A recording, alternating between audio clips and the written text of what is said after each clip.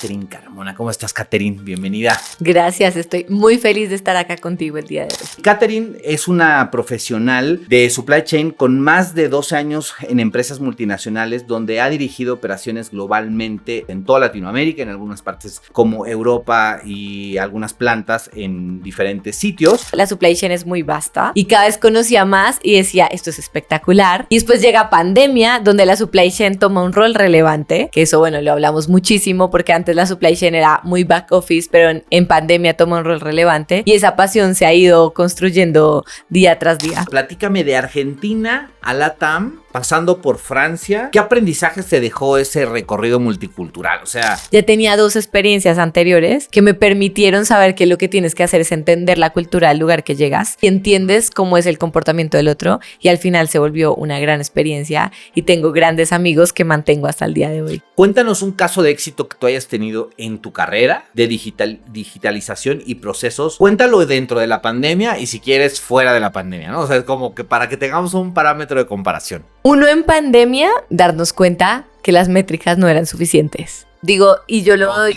como un caso de éxito porque en supply chain, y yo soy muy de KPIs, o sea, pero la pandemia nos demostró que no era suficiente. Había que escuchar más el contexto, había que saber qué decían los gobiernos en cada mercado, si se abría, si no se abría, porque eso iba a reactivar o no la venta. Entonces, en los supermercados que estaban cerrados. Exacto, eso nos obligó a que no era suficiente el número, sino era importante tener otras variables más humanas de patrones de consumo, o sea, cosas como que la gente ya no usaba perfume en su casa. Al final la toma de decisiones viene de la anticipación y no hay una decisión correcta o incorrecta, vas a tomar una decisión en conjunto basado en la información que tienes. Entre más información tengas procesada, esa decisión va a ser mucho más asertiva. Entonces yo creo que eso fue para mí fue un caso de éxito.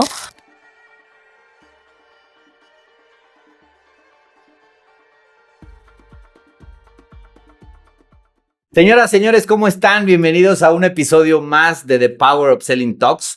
Y hoy, la verdad, estoy sumamente contento porque el día de hoy nos acompaña una persona que, la verdad, admiro mucho su trayectoria. Es líder de logística, es mamá, además tiene un libro, nos va a hablar desde la parte humana de la conexión, de los retos que conlleva ser mamá y profesional de alto nivel en esta industria. Yo tengo aquí conmigo a Catherine Carmona. ¿Cómo estás, Catherine? Bienvenida. Gracias, estoy muy feliz de estar acá contigo el día de hoy. Bueno, pues vamos a darle una introducción. Les voy a leer la trayectoria de Catherine.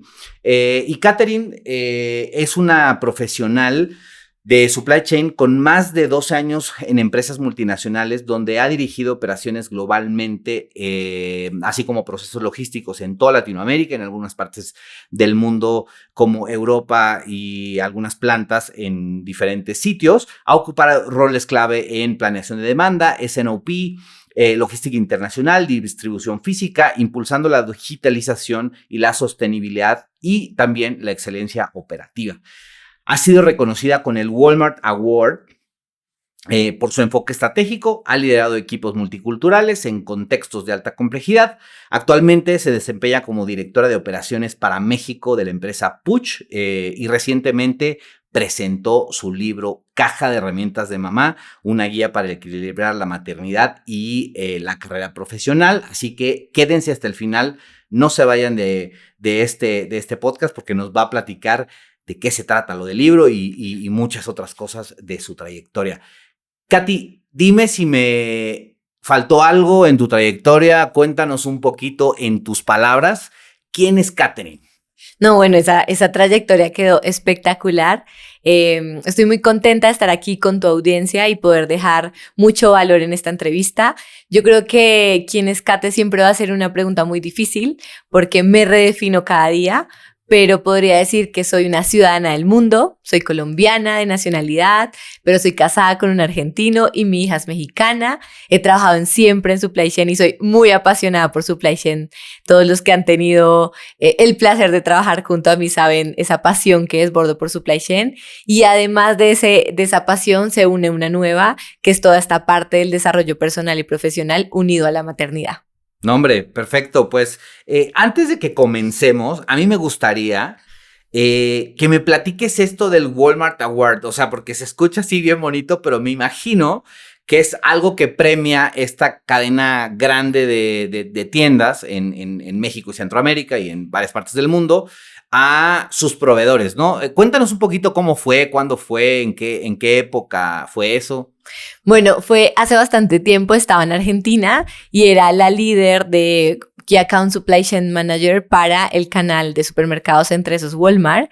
Hicimos un trabajo espectacular con Walmart donde tuve la oportunidad de, a través de la logística, con eficiencias logísticas, analizando el catálogo y trabajando colaborativamente con ellos, gracias a los buenos resultados que construimos como equipo de colaboración, tanto Walmart y la empresa en la que estaba en ese momento, nos permitió llegar a grandes resultados que hizo que tuviera este reconocimiento. No, hombre, pues felicidades, eso es un gran logro porque es una de las cadenas más exigentes en el tema de entregas, supply chain, cumplimientos, en fin, o sea, por los procesos que yo he llegado a conocer, ¿no? Y bueno, algo que a lo mejor para que la audiencia se queden hasta el final, ¿no?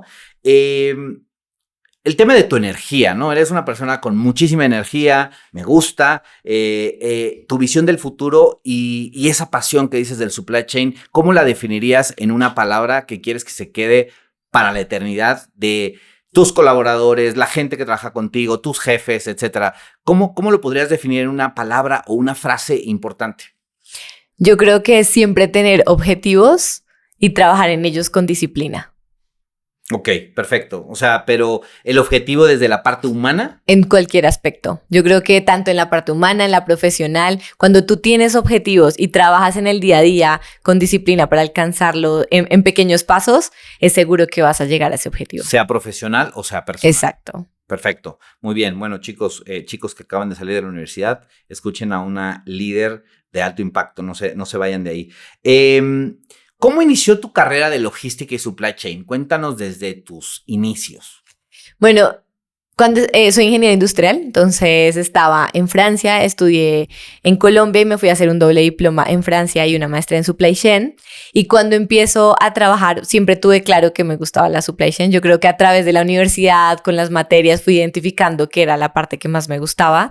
Y empiezo a trabajar y me apasioné. Yo creo que la pasión uno también la va encontrando a medida que se va enfrentando a ciertos retos. Y desde que empecé en logística industrial en una planta. Siempre esa forma. ¿Recuerdas tu primera entrevista de trabajo? ¿Cómo fue? Sí, fue un assessment donde, como empezaba como practicante, era un assessment con muchas personas donde uno compite por el rol y yo nunca me sentí como en una competencia. Realmente yo fui a hacer como lo que me gusta, hice cada pregunta, cada interacción con pasión y bueno, eso hizo que fuera la ganadora en el assessment. Y ahí ¿Ya traías la pasión desde siempre?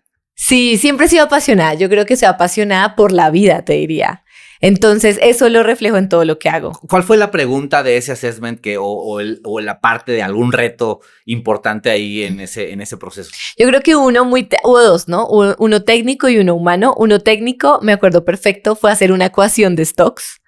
Y entonces hacer todo el análisis, eso es un poco técnico. Pero demasiado para un assessment de un chico que viene de la universidad. O sea, yo quisiera ver que ahorita los chavos hagan eso como decimos aquí en México, ¿no? Y con esto de seguridad y todo, y pues me fue muy bien. Y después la parte humana, donde te ponían un caso y veían cómo interactuabas con el resto. Porque al final todo es colaboración. Entonces, si eres muy bueno técnico, pero pues no puedes trabajar en equipo, no sirve. Totalmente. Y bueno, fue pasando el tiempo y ¿qué pasó? Y a medida que entonces entró pasante, logística industrial, después me voy a Argentina, fui demand planner, proyectos de supply, key account, después vengo a México y sigo y cada vez me apasionaba más porque uno empieza conociendo, la supply chain es muy vasta y cada vez conocía más y decía, esto es espectacular. Y después llega pandemia, donde la supply chain toma un rol relevante. Que eso, bueno, lo hablamos muchísimo porque antes la supply chain era muy back office, pero en pandemia toma un rol relevante y esa pasión se ha ido construyendo día tras día. Ahorita nos vamos a ir a esa parte de la pandemia para que no se vayan los que están viéndonos.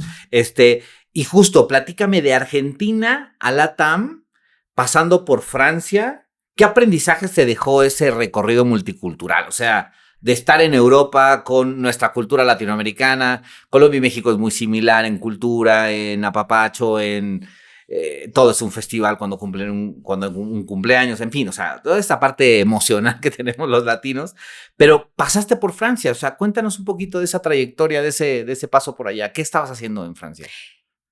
Cuando yo llego a Francia, antes ya había tenido la oportunidad de vivir en Estados Unidos y en Inglaterra. Ah, bueno. Entonces ya venía como haber vivido la cultura desde otro momento. Yo creo que el más duro fue Estados Unidos, porque fue la primera vez que salí del país un tiempo y fue como un choque cultural. De irte de Colombia a Estados Unidos. De irme de Colombia, totalmente, exacto, hasta cosas tan básicas como la comida, que me parecía... El supermercado, exacto, la forma de comprar. Exacto, muy procesada. Todos necesitas un auto, ¿no? Allá no te puedes ir caminando. Exacto, todo te sube de peso hasta una naranja. Es terrible, pero es real. Es real, o sea, real lo viví.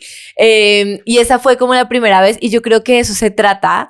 salir de tu zona de confort, porque la primera vez fue más duro, la segunda ya me voy a Inglaterra y ya venía un poco con un background de salir, y la tercera, que fue Francia, ya tenía 2 experiencias anteriores que me permitieron saber que lo que tienes que hacer es entender la cultura del lugar que llegas y cómo con autenticidad te adaptas. No es que vas a perder tu esencia, pero te adaptas y entiendes cómo es el comportamiento del otro, y al final se volvió una gran experiencia y tengo grandes amigos que mantengo hasta el día de hoy. O sea, hoy día tienes amigos en Inglaterra, en Estados Unidos, en Francia, en Argentina y en todos los lugares del mundo. Los que de repente vivimos procesos de abrir Latinoamérica y tener estas experiencias de andar por todo el mundo en este negocio, o sea, por eso decía, es muy vasto. De repente tienes amigos así en España, ¿no? En India, en Pakistán, en Singapur, en Dubái, en Singapur. O sea, porque vas conociendo gente que trabajó contigo. Y se mueve. Y se convierten en tus amigos y sigues en contacto con ellos. Hoy con los medios digitales es mucho más sencillo. 100%. ¿No? Oye, y por ejemplo, Katy, este momento clave que tú consideras que te hizo decir, este es mi camino del supply chain, fue esa primera entrevista que te hicieron, estabas en la universidad y después fue avanzando.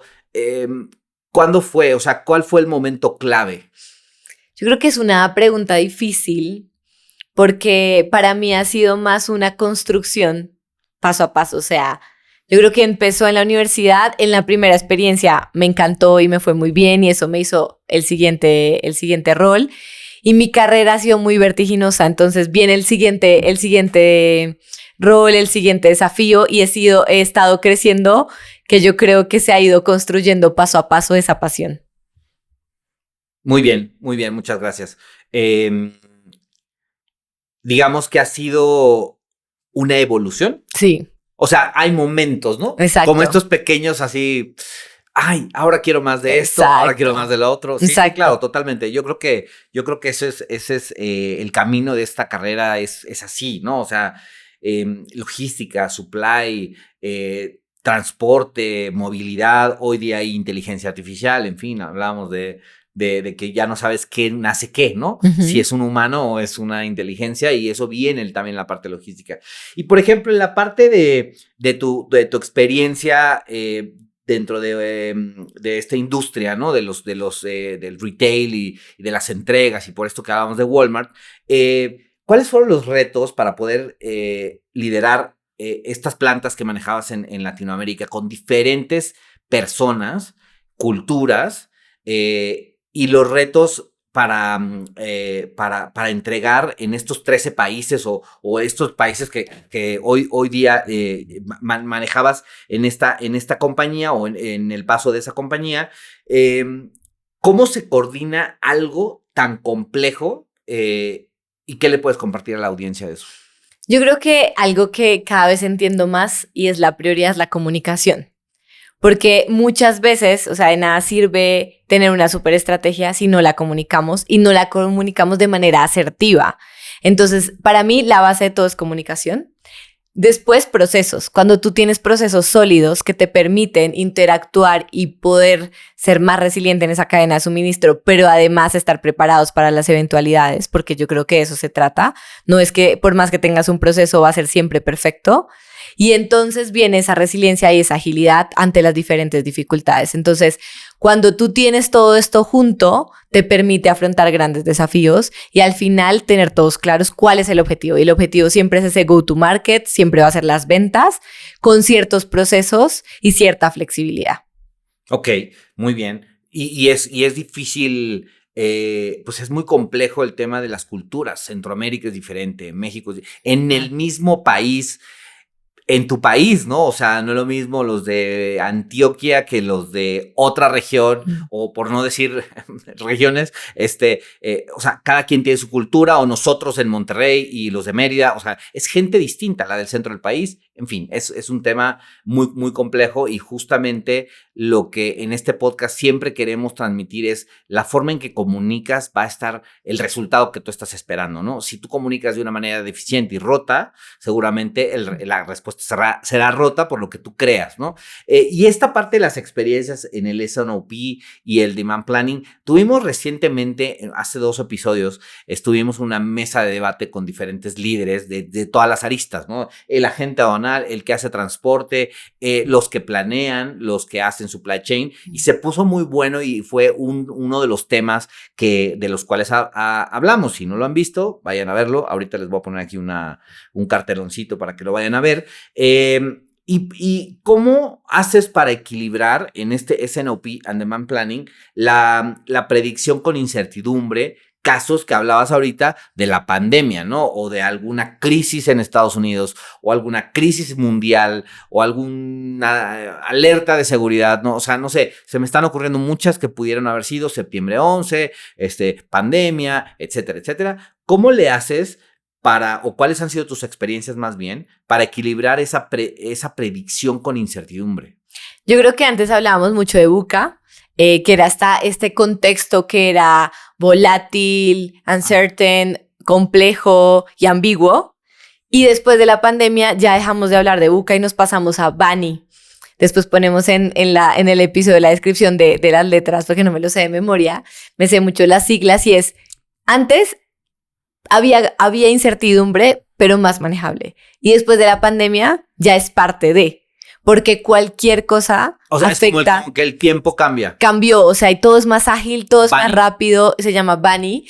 Las letras y es como esta migración que dio la pandemia de los contextos, donde siempre vamos a estar enfrentándonos a retos. Y por eso se vuelve más importante la resiliencia que antes y la agilidad y estar adaptándonos. O sea, el cambio, antes las eras de cambio llevaban más tiempo, más años, entre las revoluciones, entre la industrial, o sea, las diferentes revoluciones había más tiempo, ahora son mucho más cortas, lo que hace que como humanos nos tengamos que adaptar mucho más rápido, y si le sumamos ahora la inteligencia artificial, va a ser mucho más rápido. Entonces, al final, esa predictibilidad no va a ser como tan estadística como podría ser en el pasado, y donde simplemente con tener modelos estadísticos era suficiente, hoy ya no es suficiente, ya vas a tener que meterle más variables y variables complejas, porque hasta un comentario de un presidente te puede mover esa previsión de venta, o una tendencia que hay en Corea puede tener un impacto en tu mercado, porque hoy en día estamos en un mundo digital y globalizado. Entonces, ¿de qué se trata? De que al final esa historia te va a dar un estadístico que te va a permitir mejorar tu asertividad en el futuro, pero ¿cómo empiezas a meter? Esta sería la parte matemática. ¿Cómo empiezas a meter esos inputs que no van a ser tan matemáticos, van a ser input de marketing, de comercial, de finanzas, a tus modelos para tratar de llegar a la mejor asertividad? Y tener al final también un proceso de cadena de suministro que te acompañe, porque es muy difícil que vaya a tener una asertividad del 100%. O sea, que digas, voy a decir que voy a vender 10 de y los voy a vender esos 10, tal vez va a ser más o menos. Entonces, ¿cómo al final manejas tus variables y creas building blocks para tomar las mejores decisiones? Y idealmente también creando escenarios. ¿Qué pasa si decido hacer esto? ¿Qué pasa si decido hacer esto? Y cómo en una mesa directiva pues tomas la mejor decisión para la compañía. O sea, hoy día, a ver, se ha puesto muy de moda la inteligencia artificial y no es que no esté existiendo, sí existe, pero hay un humano que hace un prompt. O sea, yo estaba revisando algunas herramientas para la consultoría que estamos implementando de inteligencia artificial, que es hacer mucho más eficiente tu headcount y ciertas cosas que te ayudan. Pero al final del día, o sea, ya analizando todo, yo no soy ni programador ni nada, ¿no? Yo siempre he dicho, y se puso muy de moda en este podcast, la parte de la inteligencia, o sea, la inteligencia humana, ¿no? O sea, como que esta inteligencia natural que le llamamos aquí, versus la inteligencia artificial. Tú ahorita estás hablando de que, bueno, ya con la inteligencia artificial, pero al final del día, el prompt lo tiene que hacer un humano con sus capacidades. Así como tú hiciste tu cálculo cuando te hicieron la entrevista o en ese proceso de tu primer trabajo, que tenías que hacer un cálculo, tú tienes que hacer cálculos, ¿no? Y en ese momento, pues vienen cambios también. ¿Cómo fue tu paso del supply interno a esta parte del transporte y distribución que has tenido dentro de tu carrera? O sea, porque claro, los que vamos trabajando en esto, pues de repente tienes un puesto aquí, otro acá, luego tienes o luego tienes todos, o luego tienes los dos, ¿no? Dependiendo en qué rol estés o hasta dónde estás del organigrama de la organización, ¿cómo has visto tu cambio de liderazgo? Si te vas a recorrer todas tus posiciones que has tenido, ¿cómo ha evolucionado ese cambio de liderazgo de Katy? Antes de contestarte a esta, te voy a decir algo de la pasada y es, cuando hablas del prompt, estás pensando solo en inteligencia artificial generativa, pero muchas veces, o sea, los modelos ni siquiera necesitas meterle prompt porque la inteligencia ya le metiste los building blocks. Entonces, lo que pasa es que hoy en día hay cada vez más cosas. Yo no he tenido la oportunidad en directo de trabajarlo, pero tengo compañeros directivos que han logrado implementar en sus empresas este tema de inteligencia artificial, pero no es como necesariamente prompt, es como que ya le dijiste un poco hacia dónde quieres ir y eso te genera modelos pero sí, y escenarios. De construcción, o sea, necesitas a esta inteligencia natural. Sí, siempre. Alimente, a eso es lo que yo me refería, ¿no? siempre, eso sí. Sí, exacto. Esta inteligencia era para pedirle algo que haga, ¿no? Pero cuando ya haces los cálculos, alguien hizo esos cálculos. Sí. O sea, no le dices, oye, hazme los cálculos. No, le das una base. A lo que tú creas, es a lo que yo voy. Y justo de ahí viene esta parte también la parte de liderazgo, porque obviamente si tú no eres un buen líder, ¿cómo le haces que una inteligencia artificial funcione con todo tu equipo, de todos lo que tienes que conectar? O sea, es como, tú tienes que pensar cuál es el alcance de la inteligencia, que hoy es muy alto, ¿no? Y hay aplicaciones que yo me quedé sorprendido de personas que pueden estar haciendo un podcast y son inteligencia artificial, ¿no? 100%. O por decir un ejemplo. Entonces, ahí voy, o sea, ¿cómo ha cambiado tu liderazgo desde todo el camino de tus posiciones? Yo creo que ha cambiado 180 grados. O sea, yo creo que cuando empecé, y eso es algo que nunca nos enseñan en la universidad, y hay mucha oportunidad. Lamentablemente, universidades, métanle al tema de liderazgo. 100%, no, de 1000 temas de negociación, de liderazgo, de finanzas personales. Yo creo que la educación tiene que migrar muchísimo. Inteligencia emocional, no, hay 1000 cosas. Networking. O sea, mis cursos, por ejemplo, y no es comercial, bueno, lo patrocina Power Upselling este podcast, entonces puedo hablar de ello. Alguien me decía, ¿no? Dueños de empresas, oye, ¿tienes inteligencia emocional dentro de tus programas? Y sí, nosotros vamos al contacto humano. O sea, no te voy a enseñar a técnicas. Las técnicas ya las sabes porque es tu trabajo. Tú ya sabes cómo hacer un proceso de A a la Z, ¿no? Pero esta parte de cómo tomas la emoción, si hay una queja, si viene alguien, si alguien está... O sea, de repente vivimos tanto en la inmediatez de los KPIs que nos olvidamos que somos seres humanos y que estamos negociando con personas. O sea, son personas los que estamos aquí platicando, ¿no? Entonces, tienes sentimientos, tienes emociones, viene de algún lado, de dónde, y que seguramente en el libro, me imagino que ahí seguro le has de haber puesto algo interesante, que ahorita vamos a hablar de eso. Pero cuéntame. Entonces, yo creo que empecé a darme cuenta que no era suficiente ser muy buena técnicamente, porque al final interactúas con personas. Y después cuando lideras equipos, ¿de qué sirve que tú hayas entendido dónde tienes que ir o darle simplemente al equipo la dirección si ni siquiera los desarrollaste para que ellos lleguen a la conclusión, que tal vez es mejor la conclusión que ellos llegan a la que tú llegas? Y yo creo que empecé a darme cuenta de la prioridad que era como la líder, construir esa líder que yo quería ser, empezarme a estudiar, leer, yo leo bastante, escuchar podcasts, yo soy fan de los podcasts, porque te dan esos tips de personas que ya recorrieron ciertos caminos y puedes sacarte. Antes no éramos así de que, bueno, yo sí, siempre seguí mucho, tengo mis mentores de toda la vida, de cursos, de libros, de talleres, de cosas que yo siempre me preparé. porque obviamente las cosas van evolucionando y las personas de hoy no son iguales que las de antes y esto de, yo no estoy de acuerdo mucho en el tema del choque multigeneracional, siempre lo hemos tenido, o sea, siempre ha habido gente recién graduada, gente que tiene experiencia, gente que ya se va a jubilar y han trabajado juntos, o sea, eso no es un tema de que ahora las nuevas, no, porque ahora escucho gente que dice, es que las nuevas generaciones son así basado, la realidad es que no, o sea, somos humanos y si tú comunicas bien, puedes ayudarle a tu equipo a que lleguen a un punto de lo que tú estás esperando como líder, ¿no? Entonces, digamos que lo que cambió fue de ser técnica a convertirte en humano, o sea, como más ver la parte humana de las personas y todo eso, ¿no? Y envolverme cada vez más una líder más servicial. O sea, no jerárquica, no porque soy la líder. O sea, para mí el rol... Y es muy chistoso, pero yo creo que en los últimos años soy la típica que se presenta, soy Kate. Y no digo qué puesto tengo, porque apenas digo qué puesto tengo, la persona cambia conmigo. Oh, wow. Dura poco eso, porque después van y preguntan ¿y quién es?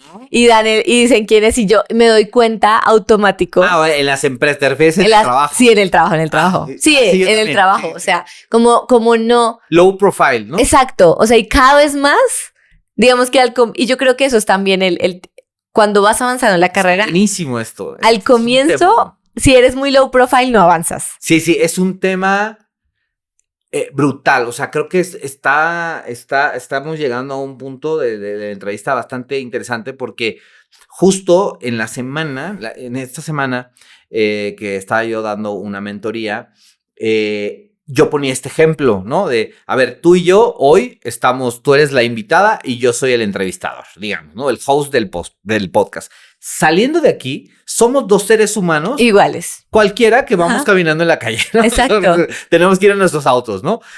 Lo mismo pasa en las organizaciones. O sea, hoy es de roles. O sea, yo, y no sé si has escuchado, pero yo tengo una metodología de la pirámide invertida, ¿no? Donde nosotros somos servidores de nuestro equipo. O sea, tienes que tener esa mentalidad como líder, si no fracasas. Cierran las empresas, los que levantan millones de dólares, biles de billones y trillones de no sé qué, si no hacen una lógica de que están al servicio porque de repente estas grandes organizaciones que levantaron billones de dólares, no sé qué, de repente no hay contacto humano, se pierde eso, todo es inmediatez, dashboards y esas cosas. Y estoy hablando de las startups, ¿no? De estas que empiezan, se pierde el contacto humano, o sea, se pierde esta esencia de tener líderes efectivos y entonces hay mucha rotación y eso no ayuda a las organizaciones el día de hoy por la inmediatez que vivimos en el mundo, ¿no? No es tema de generaciones, es que hoy después de la pandemia es una inmediatez o sea, todo el demand, los que vivimos esto de todo en el app rápido te llega, o sea, el Rappi Turbo, el no sé qué, el turbo, todo es turbo para mañana, next day, estas cosas. Estamos y de repente quiero paz, ¿no? Así de, quiero irme a caminar, ¿no? Con mis hijos ya están mucho más grandes, pero carcajearme con ellos sin celulares ni nada y una tarde que tratamos de hacerlo, ¿no? Pero en la inmediatez de repente tenemos mucho trabajo, papá, no sé qué, no podemos, o sea, esas cosas es difícil, pero creo que esa parte de lo humano, yo coincido totalmente contigo y por allá tenemos que ir todos. Ojalá que el mundo se mueva así, ¿no? Pero justamente, ahorita que hablábamos de la inteligencia artificial, cuéntanos un caso de éxito que tú hayas tenido en tu carrera de digitalización y procesos o proyectos de eficiencia operativa, digamos. Cuéntalo dentro de la pandemia y si quieres fuera de la pandemia, ¿no? O sea, es como que para que tengamos un parámetro de comparación. Ok, yo creo que, a ver, me pones difícil. Uno, porque la verdad yo creo que en supply chain hacemos tantos y es lo que nos ayuda a ser exitosos. Bueno, pero si puedo escoger, voy a escoger el azar, la verdad. Uno en pandemia, yo creo que fue darnos cuenta que las métricas no eran suficientes. O sea, digo, y yo lo doy como un caso de éxito porque en supply chain, y yo soy muy de KPIs, o sea, todos los que han trabajado conmigo saben que todo es número. ¿Y cuánto? Y eso que es numérica y analítica. Pero la pandemia nos demostró que no era suficiente, porque había que escuchar más el contexto, había que saber qué decían los gobiernos en cada mercado, si se abría, si no se abría, porque eso iba a reactivar o no la venta. Entonces en los supermercados que estaban cerrados. Exacto, eso nos obligó a que no era suficiente el número, sino era importante tener otras variables más humanas, literal porque eran humanas, de patrones de consumo. O sea, cosas como que la gente ya no usaba perfume en su casa. ¿Sabes cómo se llama eso? Ahora que nosotros estamos innovando con la parte de los talleres, hay algo que se llaman KPIs, que son lo que ya pasó, que son los Key Performance Indicators, ¿no? Y hay unos que se llaman KBIs actualmente, que es el Key Business Indicator. Okay. Y ahí puedes poner temas gubernamentales y entonces lo puedes hacer en una matriz de Gantt y entonces yo les muestro así a los líderes, ¿no? Decir, a ver, chicos, ya esto de los KPIs ya es del pasado, ¿no?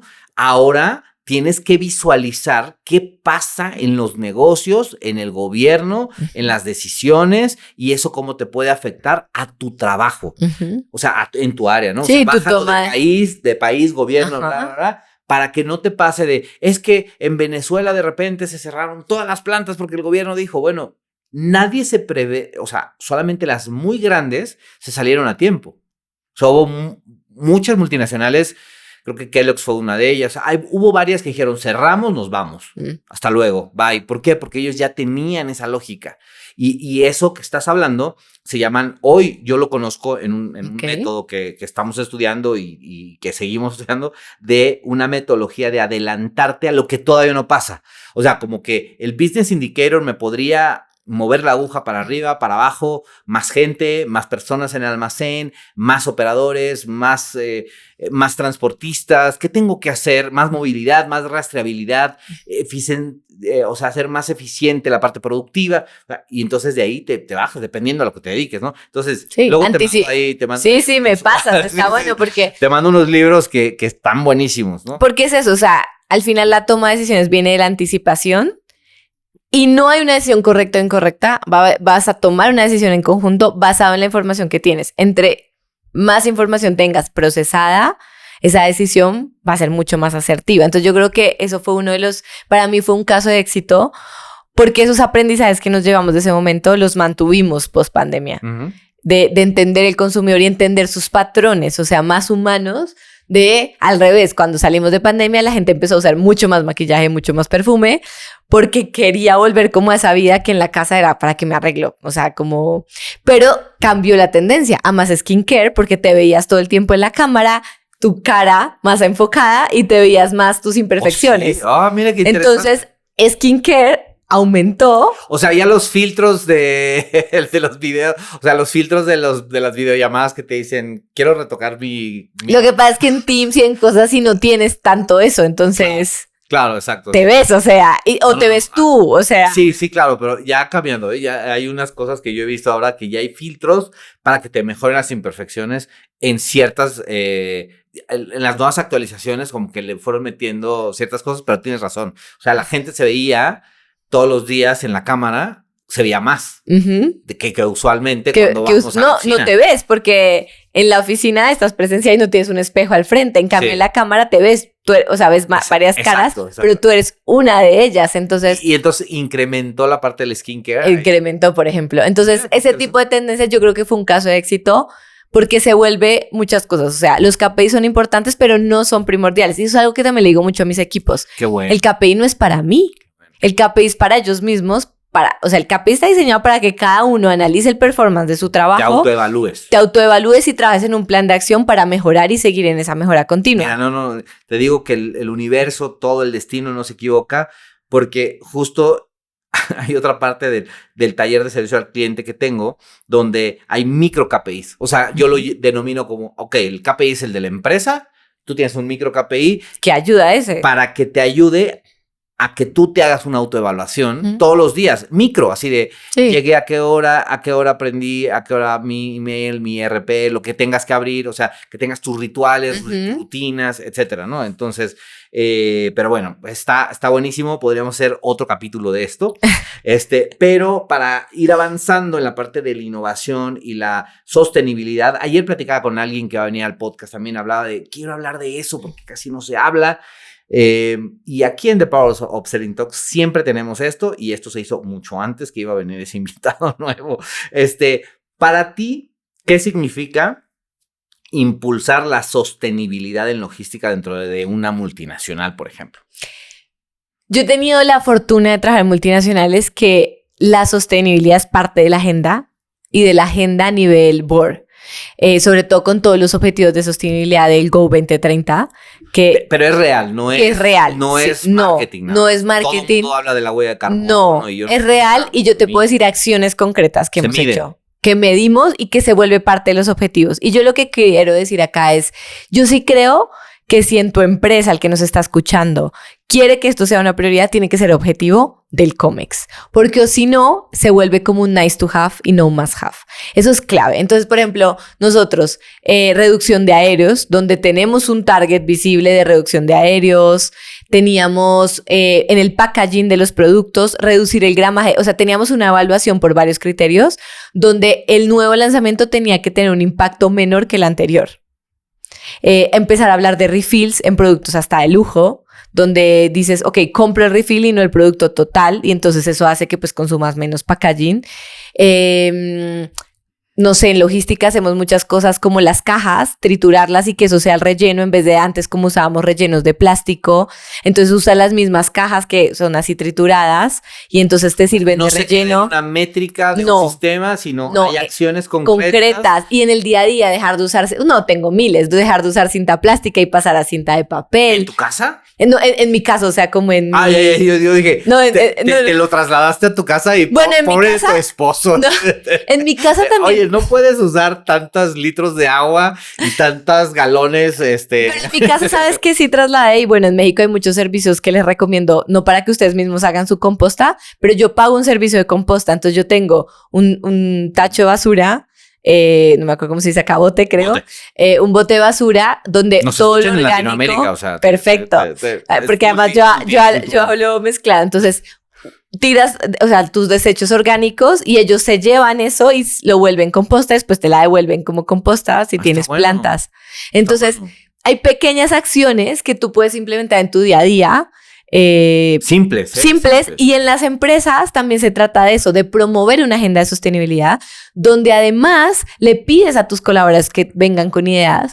Yo tenía a alguien de mi equipo Argentina y le voy a mandar este podcast cuando salga, él sabe quién es, Sergio. Iba a decir su nombre completo, Sergio Pistone, una persona ¿Ibas o lo dijiste? No, voy a decirlo. Y justo... Sergio, recomienda este podcast, por favor. Él todos los días venía con una acción. Y la verdad a mí me encantaba. Increíble, ¿no? Increíble, porque lo que ha hecho en el centro institucional, en este caso de Argentina, ha sido espectacular y nunca para. Y siempre es como, y entonces ahora quiero tomar. Está innovando todo el tiempo. Y entonces se vuelve como una comunidad, porque yo creo que si le ponemos pasión, totalmente funciona, no sé, la recolección del agua para entonces usarlo en los sanitarios y las luces LED, que los edificios sean autosustentables, que la energía. Entonces, hay muchas cosas que podemos hacer, hasta cosas tan básicas en la casa también, que tú puedas tener 2 tipos de botones de descarga, porque no siempre necesitas la misma cantidad de agua. Total. Y son cosas que en el futuro hasta terminas ahorrando dinero. Entonces, de eso se trata. Yo creo que también necesitamos más cultura de eso, ¿no? Es crear cultura. O sea, crear la cultura, porque tú vas a Home Depot, y no por decir marcas ni empresas, pero es donde a mí lo que se me ocurre ahora en el momento, y el que te vende, el que tiene 2 botones no te dice para qué es uno y para qué es el otro, o el que te lo instala en tu casa, el señor de la plomería, pues dice, pues cuesta tanto, y entonces tú dices, bueno, pero no te da los beneficios, no te dice, oye, ¿por qué tiene 2 botones? Yo tuve que preguntar eso, oye, ¿para qué sirve el segundo botón, no? No, pues es para una descarga no tan grande. Entonces ya me explicó un plomero un día de para qué era. De repente los las iluminaciones de las calles que hoy en algunas partes de la ciudad ya existen, ¿no? Donde se prenden en automático. Exacto. Que eso puedes hacer también en tu casa, que no esté prendida la luz siempre. Si no la necesitas, no sabes cómo. No, es un tema más que de, yo creo que crear la cultura, porque, pues bueno, tú separas la basura, pero a mí no me queda claro que en mi depósito donde va el camión la separen, ¿no? Sí. O sea, yo veo que es un solo camión y tiran la misma basura en el mismo camión. Sí. No sé cómo le hagan para la separación. Entonces, pero bueno, sí, eso es un tema de otra índole. Pero es muy interesante lo que nos estás diciendo, hablando de las empresas, ¿no? De esta parte de la sostenibilidad. Y, por ejemplo, iniciativas verdes en transporte para Latinoamérica. O sea, porque ahorita hablabas de empresas pues multinacionales que desde Europa, yo trabajé en una empresa francesa de logística internacional, en dos porque la otra la compró una empresa francesa, pero bueno, ya eran franceses. Y había una iniciativa y de repente era, ¿de qué me estás hablando? O sea, te estoy hablando, hace en la pandemia, un poquito antes, empezaron con mucho ese boom, ¿no? De la huella de carbono, y nos mandaron unos webinars y unos cursos y todo para la gente de Latinoamérica, y de repente era como que, ¿de qué me estás hablando? Cuando aquí, yo no sé si el diésel o la premium sea premium y la magna o la verde sea verde o la regular que le llaman, ¿no?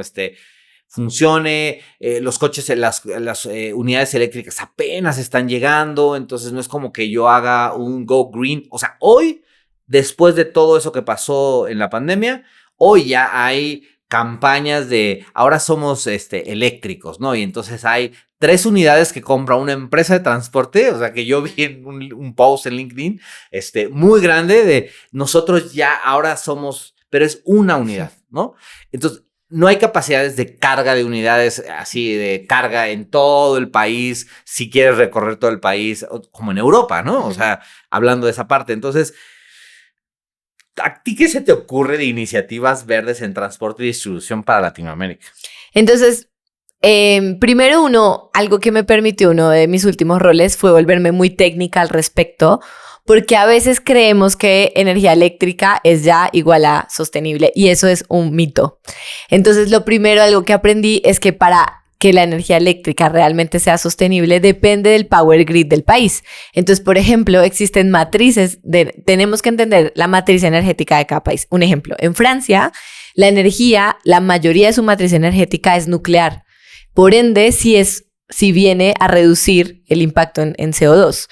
Pero en Latinoamérica no necesariamente. Por ejemplo, en México, al venir la energía eléctrica de carbón, entonces terminas contaminando igual.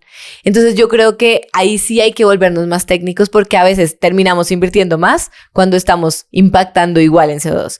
En Brasil hicimos un proyecto muy lindo de biometano y eso es algo que se está hablando también en México. No sé si se va a implementar porque eso ya tiene que ser algo mucho más con gobierno, pero si tú no creas un power grid que sea sostenible, la energía eléctrica no va a tener un menor impacto en CO2 como pensamos. Entonces depende mucho de eso, depende mucho de ese power grid. Y ahí yo creo que algo que sí podemos hacer en Latinoamérica es eficiencias logísticas. O sea, hasta que no haya una infraestructura y que ese power grid sea sostenible, porque son inversiones mucho más grandes y que muchas personas yo creo que se tendrían que reunir para que sea una prioridad de agenda hasta con gobierno. Algo que sí podemos hacer que está en nuestras manos es eficiencias logísticas, es negociar para que el contenedor o el camión vaya lleno, porque entonces vas a transportar menos veces, es eficientizar rutas, es analizar, depende de tu footprint de cada país, cuántos centros de distribución necesitas y no verlo simplemente en costos, sino también tu impacto de CO2. Entonces yo lo llevaría hoy en Latinoamérica más a estas medidas que a pensar en eléctrico 100% sin estar seguro que vas a impactar menos dependiendo del power grid de cada uno de los países. Entonces, tú ves el futuro, esa sería tu visión del futuro del supply chain sostenible en 2030. Yo creo que en 2030, o sea, si los países si lo ponen como una prioridad de agenda, crear un power grid mucho más sostenible en la matriz energética, sí. ¿Y en la parte de digitalización también lo ves igual? ¿Cuál sería tu visión sobre el futuro de la digitalización? El tema de la digitalización es muy interesante porque por otro lado hay muchos estudios que están mostrando que todo lo que hacemos digital, incluido la inteligencia artificial y todo lo que terminamos usando, está creando data centers gigantes que están contaminando muchísimo.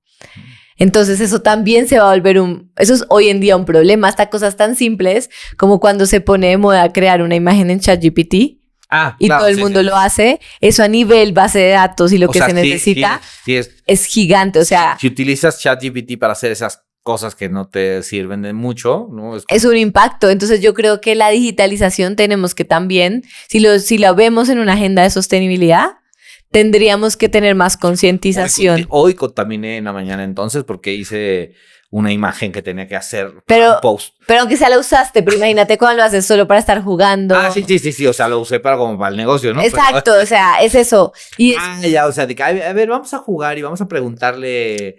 Eso contamina. Y yo creo que en digitalización hasta pensar, llevándole a una agenda de sostenibilidad, cosas tan simples que sí podemos hacer, como no enviar mails por enviar. O sea, a mí me encanta en Outlook lo nuevo, que tú puedes reaccionar, no es un envío de mail, sino reaccionas, me gustó, como quiere decir que lo leí, check, sí. Pero no pones gracias, porque cada mail que hay gracias, bueno, eso estás desde consumiendo. La cultura de gracias, ¿no? O sea, pero eso pasa mucho en Latinoamérica. Sí. Porque tiene que ver con la parte, y yo porque he estudiado en los últimos años al ser humano, y los latinos, que ahorita vamos a llegar ahí, somos demasiado emocionales, o sea, es como... Sí, nuestra forma. Yo tenía que explicarle a los europeos cuando trabajaba en empresas europeas que me decían, bueno, ¿por qué aquí tenemos que hacer casi en los cumpleaños, ¿no? Tienes que juntarte y hacer dinámicas y... o cuando vas a ver un cliente o vas a ver un proveedor así de, hola, ¿cómo estás? O sea, siempre me decían los alemanes, trabajé mucho con alemanes, me decían, ¿qué tanto dicen? O sea, ¿por qué se abrazan? ¿No? Porque es otra. Entonces, nuestra cultura es esa, ¿no? Entonces, sí, es un tema bien, es un tema complicado, ¿no? Es como cambiar el gracias, porque es que si no me dice gracias, entonces, o si me dejó en visto, o sea, ciertas cosas que dices, no, eso no está pasando, la gente está trabajando y no tienes que agradecerle que te mandó una información que te tenía que mandar, ¿no? Es como que llevarlos ahí es un reto, pero yo creo que es un tema cultural de las empresas que debemos de implementar sí o sí. Y ahorita hablando de esta parte de los latinos, hijo, es que yo lo viví y es cómo tropicalizas, Katy, este liderazgo en diferentes países. O sea, tu estilo de liderazgo es único. Lo has ido evolucionando. Ya lo hablamos en la entrevista. Pero, por ejemplo, ¿cómo liderar en Brasil, en México, en Chile, en Argentina, etcétera, ¿no? Y tropicalizar lo que te piden desde una iniciativa global, por ejemplo, ¿no? O sea, es como... ¿Cómo fue eso? Cuéntanos un poquito de esa parte. ¿Cómo ha sido? Lo primero es recomendar un súper libro que se llama The Cultural Map de Eric Meyer, creo que es la autora, si no me equivoco. Y hoy en día uno puede hasta entrar en páginas, o sea, son rasgos, ¿no? Entonces tú puedes decir, yo soy colombiana, pero vivo en México y voy a hacer un trabajo con Francia. Entonces te ubica en cada uno de los rasgos de, por ejemplo... O sea, te da como una matriz. Y te dice, ejemplo, comunicación. Esta persona es mucho más directa, esta persona es más indirecta. Esta necesita más contexto al hablar, esta no. Esta tienes que inferir. Y entonces, ¿cómo empiezas a entender la cultura que vas trabajando? Y también yo hago, o sea, no es que digo que funciona al 100, pero me ayuda, es como crear un contexto. O sea, si yo empiezo a trabajar con alguien, yo ya le digo cómo soy y le digo a la otra persona, ¿y tú? Mira, somos muy iguales. Y entonces empiezas a crear una base que puede haber roces, pero los vas a ir haciendo un fine tuning, porque desde la primera conversación ya empecé a decir, así soy, ¿no? Porque hay una esencia, como tú dices, que es difícil de cambiar al 100%. Y tener esa conversación y tener como esto también más cultural de entender, ok, cómo trabaja, yo creo que en donde soy menos experta es Asia, pero a mí me encanta, por ejemplo, cuando mandan a alguien a Asia, que lo primero es que le hacen un curso, pues porque no son las mismas costumbres y puede haber temas muy diferenciados que pueden generar un conflicto. Cosas que me dijo una vez hace muchísimos años, las primeras veces que yo estuve en China, en varias regiones me dijeron, no preguntes qué te estás comiendo. O sea, no les, porque es falta de respeto. Claro, y eso lo tienes que entender. O sea, Y tú, ¿cómo? O sea, sí, o sea, si no te gusta, no te lo comas. Oye, pero ¿qué me puedo estar comiendo si tiene 4 patas? Pues cualquier cosa. cualquier cosa. Porque para ellos no es raro. Exacto. O sea, yo les decía, bueno, ¿y qué ha sido lo más raro que te has comido? Pues nada, porque todo aquí es normal. O sea, todo se come. Sí, exacto, si se mueve, se come. Exacto. Y es entender eso. O sea, yo Está creo bueno, que está el bueno. consejo ¿Cómo es se llama el libro? The Cultural Map. Ok, The Cultural Map. Sí, está buenísimo. Y es cortito. Y yo creo que cuando para ti se vuelve una prioridad entender el otro y no imponer un estilo, al final se encuentra un punto medio, porque ahí entra la diversidad, y en este caso, pues la diversidad cultural, que va a aportar muchísimo. Pero es que esto aplica no solamente a un tema cultural, aplica a un tema generacional, aplica a un tema de género, aplica a cualquier cosa cuando entiendes, y ahí entra la empatía, entiendes por qué la otra persona se comporta como se comporta, te autoconoces y cómo buscas ese punto medio. Ya, muy bien. Katy, parece que no, pero creo que estamos llegando, ahí vamos, en el tiempo aquí me están haciendo señalitas. Ah, sí, ya. Parece que no, se ha ido muy rápido esta entrevista, pero no quiero, o sea, ya vamos a llegar a lo bueno que viene lo del libro. Yo no soy muy partidario de hablar de estas cosas de los géneros, si eres hombre, mujer, LGBT. O sea, creo que yo no me importa tampoco qué seas, ¿no? Eres una profesional y tal, ¿no? Pero hoy yo veo mucha tendencia de hablar de el desarrollo del talento femenino, el desarrollo, la inclusión.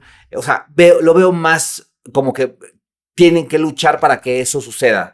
Pero en tu enfoque, como mujer, porque es un reto, o sea, yo siempre he dicho, o sea, no es que esté a favor o en contra, pero es un reto doble, ¿no? ¿Qué podrías transmitirle a estas mujeres que quieren emprender un negocio, que quieren ir a buscar un puesto, que quieren ir como para ir entrando en el terreno del libro? Obviamente lo tienen que comprar, ¿verdad? Pero tu enfoque en desarrollo de talento femenino en supply chain, digamos, ¿qué les puedes compartir?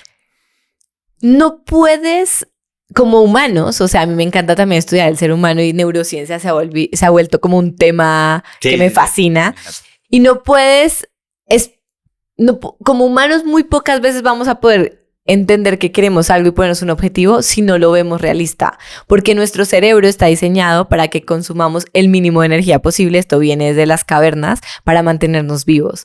Entonces, visibilizar personas, vamos a hablar en este caso de mujeres en supply chain, en altos roles de liderazgo, genera que las nuevas generaciones y las que están en el camino vean como una posibilidad.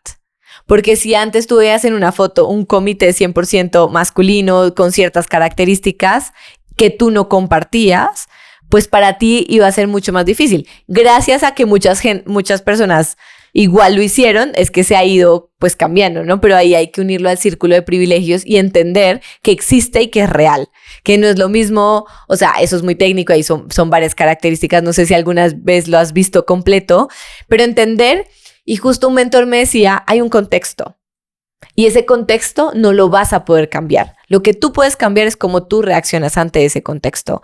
A mí me pasan juntas muy importantes o top to tops con freight forwarders que yo llegaba y me miraban como, tú eres la nueva directora de distribución física y transporte. Y yo, sí, mucho gusto.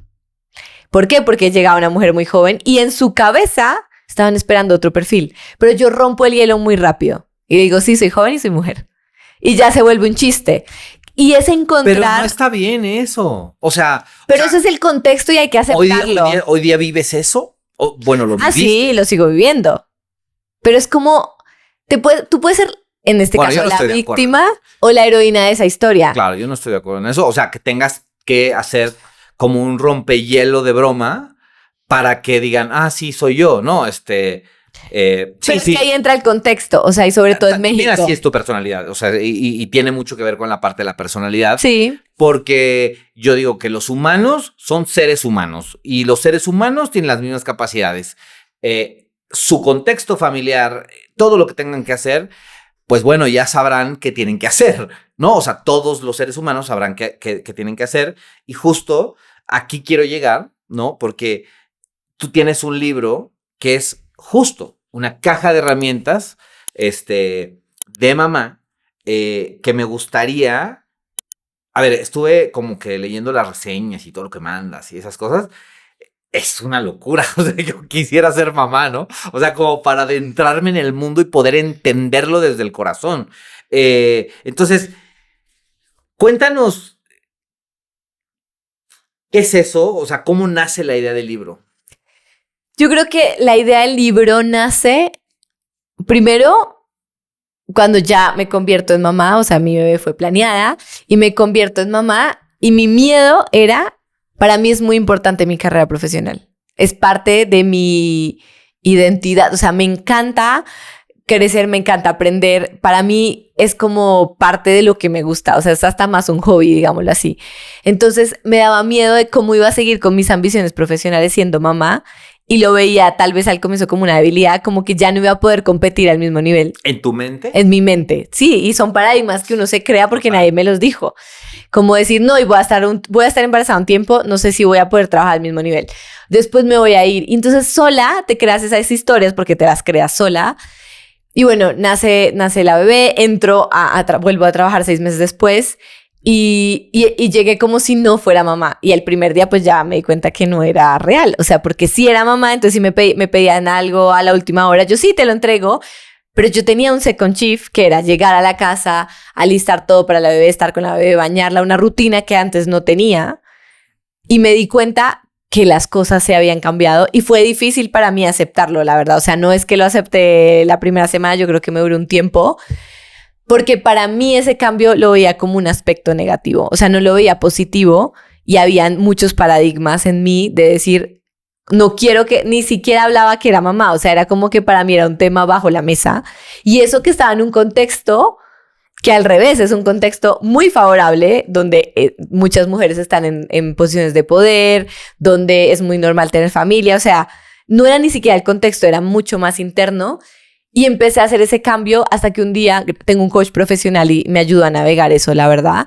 Así que recomiendo a todos que tengan un coach profesional. Totalmente. De decir, es que tú estás viendo esa Kate mamá negativo. Sí, debes de tener un coach físico, mental y espiritual. O sea, Exacto. Es como ahí tiene que estar. Me encanta. Ahí tienes que estar. En tus 3 ejes. Exacto, totalmente. Y me empezó a decir, sí cambiaste, pero lo estás viendo como un cambio negativo y empezó a hacerme una campaña de es que te volviste Kate, la versión 2.0. Exacto. Y entonces empiezo a hacer ese cambio de mindset Evolución. de que yo lo veía como una involución al comienzo cuando fui mamá y después decir, no, es que ahora soy más empática y empecé a verle ese lado positivo que me había traído. Tienes algo adicional que compartirle al mundo. Exacto. Tan simple como eso. Más eficiente, más productiva y empecé a buscar el como sí, o sea, porque yo no quería dejar de seguir creciendo, porque muchas veces las mujeres dicen, bueno, listo, entonces sí, pero me quedo en mi zona de confort, ya no quiero ascender, me quiero dedicar a la familia, o sea, no quiero dejar de trabajar, pero tampoco quiero tener más responsabilidad.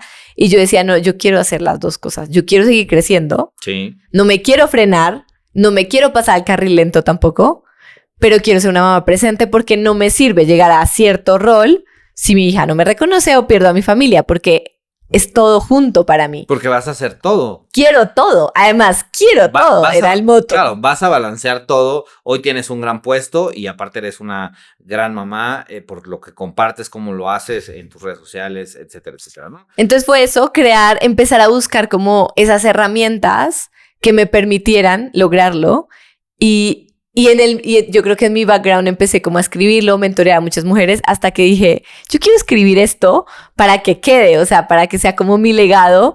Y me gusta mucho, ahora no digo que no sea difícil, pero hay mucho mensaje. Yo soy como siempre está bueno, ¿no? El yin y el yang. Y yo vengo a traer la luz al tema de decir, a ver, no es color de rosa, pero sí se puede y puede ser feliz, porque no es como, bueno, y es que solo hago esas dos cosas y no puedo hacer nada más. De eso se trata como mi misión. Oye, por ejemplo, ¿para ti qué representa el equilibrio entre la maternidad y la carrera? Para mí, uno es, yo sé que no es dedicarle tiempos en partes iguales y es como realmente estar enfocada en lo que estoy haciendo en ese momento. En este momento estoy enfocada contigo en esta conversación. Entonces, para mí el equilibrio es tener conciencia plena y estar en presencia en lo que estás haciendo. En el aquí y en el ahora. Exacto. Totalmente. Y la presentación de la portada me decías, no, hombre, es que me tardé y no sé qué, con un fotógrafo y no sé cuánto, y que hice varias tomas, no sé qué, lo quería de esta forma, ¿no? Entonces, platícale a la audiencia qué significa cada detalle de tu diseño. El diseño me demoré, o sea, creo que el libro realmente lo escribí muy rápido porque lo tenía en mi cabeza, o sea, es mi vida, de las herramientas que uso. Totalmente, claro. Pero lo que me demoré fue el título y el diseño de la portada porque quería... Es lo que más nos tardamos. Quería que comunique, o sea, que el solo diseño comunique y son 2 fases, porque o sea, es 2 fases de mi vida, como la Kate profesional y la Kate siendo mamá con mi bebé. Y el color es rosa porque es el color favorito de mi hija. Y se llama caja de herramientas de mamá, que fue algo que también me demoré en decir. Porque es eso, es solo herramientas. O sea, más que mi historia, es cosas que las personas lean y es un manual, es una guía me encanta, de cosas que pueda aplicar. El título, o sea, a mí me encantó el título, me encanta lo que estás diciendo, me encanta...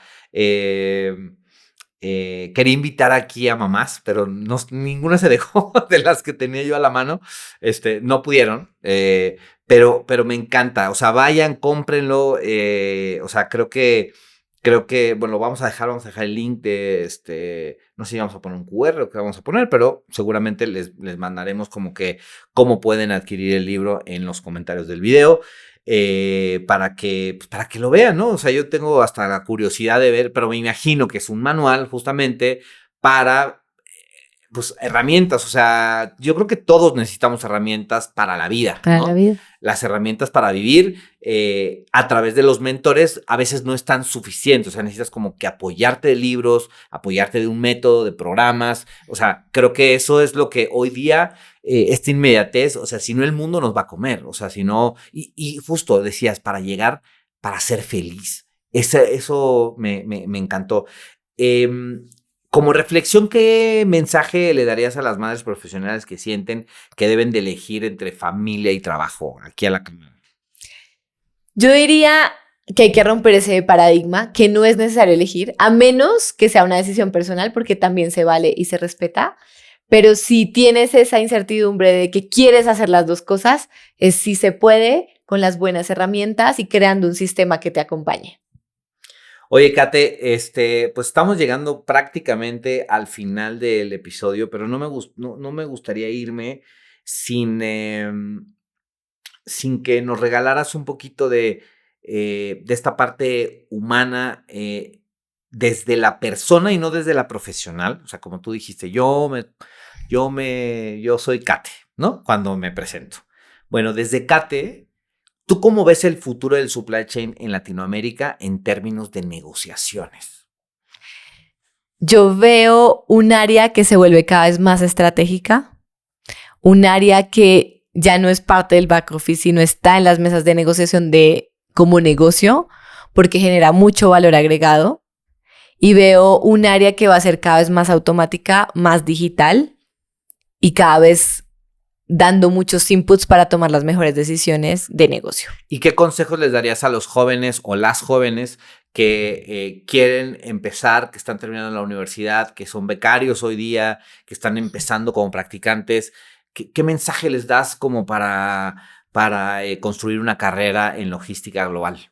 Lo primero es escoge una empresa que te permita aprender y que no esté todo dicho, porque que te permita aprender y al mismo tiempo innovar y aportar. Eso va a hacer que seas exitoso. Lo segundo, escoge un buen líder, no un jefe, porque un líder te va a enseñar y te va a aportar muchas cosas para tu futuro y tu presente. ¿Cómo determinas que es un líder en una entrevista? Yo creo que hoy en día con ChatGPT es muy fácil porque le puedes decir a ChatGPT que No, que te ayuda a preparar preguntas. Ah, ok. Como- Yo dije, wow, qué interesante, no lo he hecho. No, como que te ayuda, como decir qué te gustaría y literal yo haría eso. O sea, como eres, le mandas un audio a ChatGPT y empiezas, ¿qué preguntas le puedo hacer para tratar de identificar si la persona es un líder o un jefe? Ah, ok, ya, está buena ese buen tip. Está buenísimo. Porque yo sí creo que eso es clave y yo he tenido la fortuna de tener toda mi carrera líderes y no jefes y por eso estoy donde estoy. Si no fuera por ellos, no me hubiera desarrollado y no hubiera alcanzado lo que he alcanzado. Y la tercera es el aprendizaje continuo. Cuando te vuelves una persona que aprendes, como haces tú, seminarios, libros, talleres, podcasts, charlas, o sea, porque creas como un sistema de... No sabes cómo estoy aprendiendo. Yo creo que nunca había aprendido tanto en más de 25 capítulos que llevamos, de tanta gente que ha venido aquí. Y yo aprendo de todo lo que ustedes saben, ¿no? Claro. O sea, como que me comparten todo y entonces alimentan mi conocimiento y la verdad eso yo se los agradezco siempre, ¿no? Gracias. Y es esa curiosidad que tenemos desde que somos niños. Los niños aprenden con la curiosidad, por eso tocan los botones. O sea, cuando tú entiendes eso, pero no lo perdamos cuando crecemos, es volver a ser niños. Yo creo que con esas tres cosas puede ser exitoso. Oye, y a mí no me gusta nunca hablar de lo malo, pero es parte del show. Como digo, es parte del show, es lo que vende. ¿Qué es lo que no debe de hacer un líder en supply chain? Yo creo que ser demasiado servicial. Yo algo que escucho mucho es no. Desarrolle, como decían mis maestros. Desarrolla el concepto. Yo estoy aquí para lo que tú quieras, para tu disposición, que quieres 10 camiones mandar porque pasa, ok, o sea. Estás hablando de tus proveedores. Para cualquier lado, o sea, para cualquier lado. O sea, cuando eres demasiado servicial, puedes dejar de ser estratégico y analítico. Entonces, siempre estamos al servicio porque somos un área de servicio, pero entender... Ser más estratégico que servicial. Sí. ¿A eso te refieres? Sí.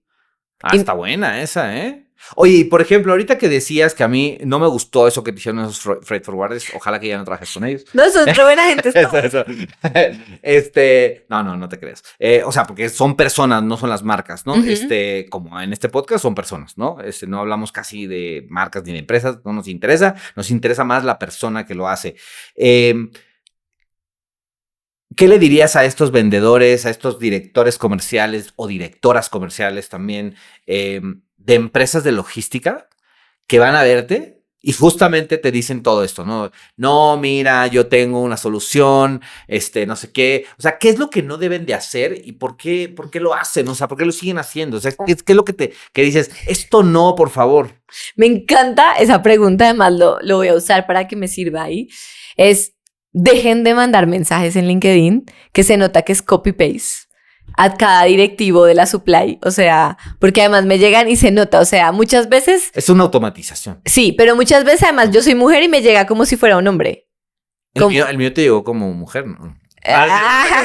No te creas. Entonces, o sea... O muy... Esas automatizaciones, y yo entiendo, ¿no? Pero esas automatizaciones que al final no conectan. Porque en mi caso yo no le contesto a nadie. Porque además se nota que no tienen idea. Aparte lo de que te contacten de esa forma es muy invasivo. Es muy invasivo, sí. Como no ser tan invasivo, hay que estar seguros que la persona tiene una necesidad o saber cómo llegarle a las personas. Y es que volvemos a lo humano. O sea, somos humanos.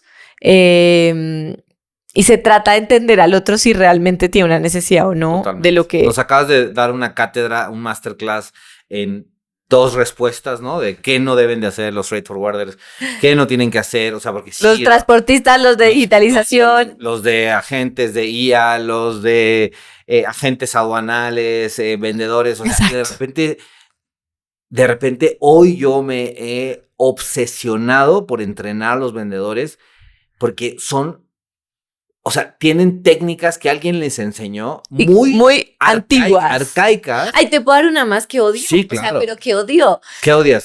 O sea... Ahora sí te salió el argentino. Boludo. O sea, es que me mandan mails, ¿no? Y si no vas a contestar, avísame como... No te creo. Sí. Como diciendo... O sea, tras del hecho le tengo que contestar que no le va a contestar. Carecen de paciencia también. Exacto. Para que sepan, los elimino esos mails, así que no les voy a contestar nunca.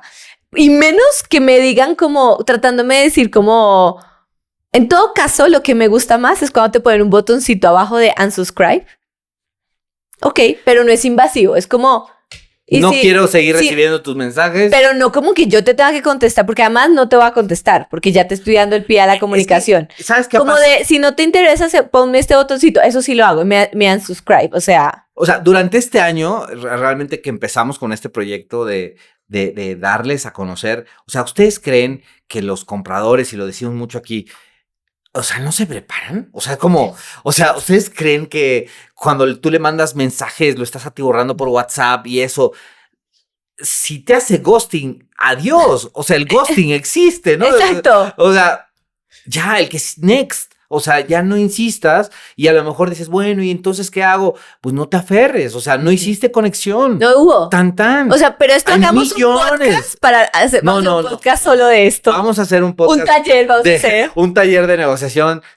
Real. Muy atentos ahí porque quiero hacer algo, una mesa de debate. Te digo de verdad, te digo por qué, porque yo que estoy del otro lado, además es invasivo. O sea, a mí me escriben mails, LinkedIn y WhatsApp al mismo tiempo. Y es lo mismo.